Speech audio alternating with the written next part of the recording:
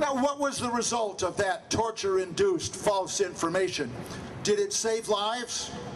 On the contrary, it led to the Iraq War, which in turn has resulted in many more American deaths than happened on 9/11, to say nothing of hundreds of thousands of Iraqi deaths.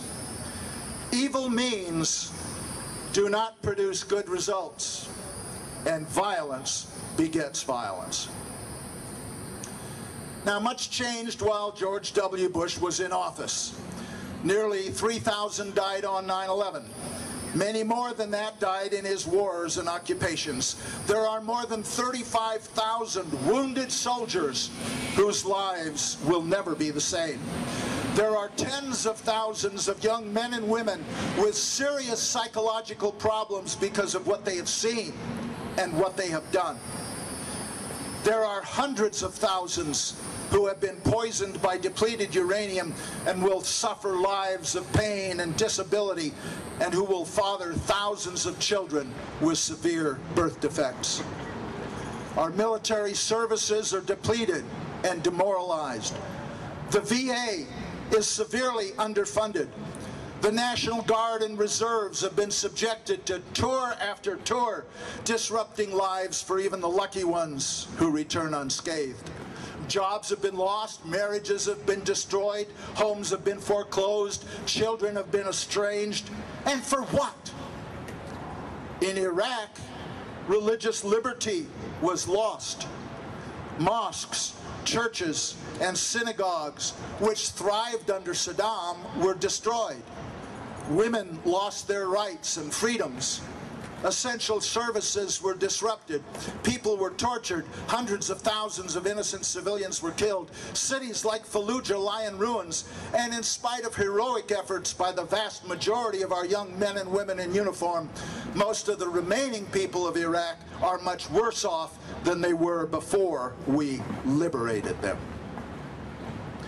More than 6 years of war and occupation have destroyed Iraq. Destroyed our standing in the world, destroyed our national security, destroyed our civil liberties, destroyed precious lives, and brought our nation to the brink of financial disaster. And it was all predictable because we, in fact, predicted it. The hundreds of billions of dollars already spent on this war have not just vanished. They've gone to Condoleezza Rice's Chevron Texaco, and Dick Cheney's Halliburton, and George Bush's Carlyle Group, and of course, banks. And through their lobbyists into the pockets of congressional incumbents.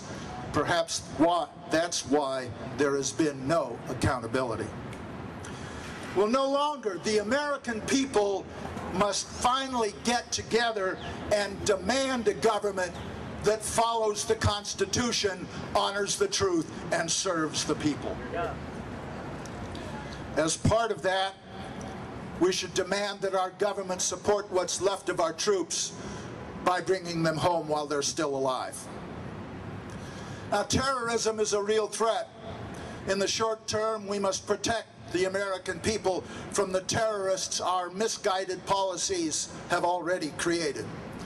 This means enhancing port security and strengthening the Border Patrol and Coast Guard. But in the long term, we must stop making more terrorists. That means stopping policies and actions which make people fear and hate us. It means listening to the legitimate grievances of peoples we have wronged and then changing our ways. Only one thing has ever ended a campaign of terror anywhere in the world: separating the handful of terrorists from the larger community upon which they depend. And this is done by ending the feelings of desperation, hopelessness, and powerlessness afflicting the people. It is done by listening to them and then actually making their lives better. It is not done by revenge and retaliation, which only create more terrorists. We can have security or we can have revenge. We cannot have both. If revenge led to security, our friends in Israel would be the most secure people on earth. Now think about it. As Oath Keepers, we will not disarm American citizens. You know, the Second Amendment has nothing to do with hunting or confronting burglars. Its whole purpose is to allow the people to resist the tyranny of their own government. Yeah.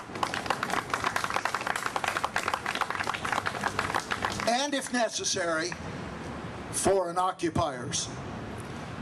But when the people of Iraq or Afghanistan keep firearms and try to protect themselves and their homes from us, we call them terrorists, or Al-Qaeda, or Taliban, or insurgents. They are not. They are residents. In their country, they are the patriots. We're making the same mistake we made in Vietnam. We're fighting the people who live there. That's never a good idea. The Soviet Empire tried to occupy Afghanistan and was destroyed. Before them, the British Empire tried it and went into oblivion. In 1776, the powerful British tried to occupy and exploit tiny colonies in the New World and were defeated. You can't win an occupation. Are we going to let the occupations of Iraq and Afghanistan be the end of the American experiment? No. But the only way to save our republic is to forswear our empire. As patriots, we will fight to protect our borders and our people, not the global financial interests of multinational corporations. Absolutely.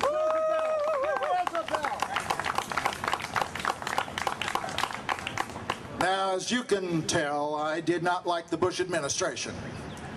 I believe their actions were illegal, immoral, and unconstitutional.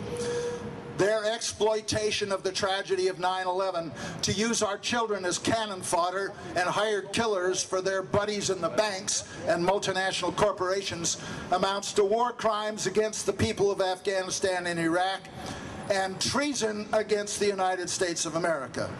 And I said so before the wars even started. So the election of Barack Obama was a bit of a relief. Yet I am far from satisfied. What I predicted last fall has come to pass. President Obama has surrounded himself with members of the Trilateral Commission, the Council on Foreign Relations, and the Bilderbergers. These promoters of the status quo represent the kinder, gentler wing of these power elite organizations. But they still serve Wall Street, global investors, and the multinational corporations, not us. Now, President Obama's made a few welcome changes, but it is chump change compared to what needs doing. The wars and occupations are still continuing and even expanding, which the new president blames on 9/11. Some things never change. The misnamed Patriot Act is still in force. The CIA still uses rendition of suspects. And the insurance companies are still dominating the discussion of health care reform. The president has extended the sanctions against Iran for another year and has stepped up drone attacks on civilian targets in both Afghanistan and Pakistan. Here in the U.S., the concentration camps are still ready for us dissidents, and martial law is still a threat. This is not the change we voted for. That we have to demand. Now, the rest of my talk is an inaugural address I wrote for President Obama last fall. Now, he used very little of it, of course, but there's still hope. But if we, the people, are to get these real changes, which I will outline, we must force the president to do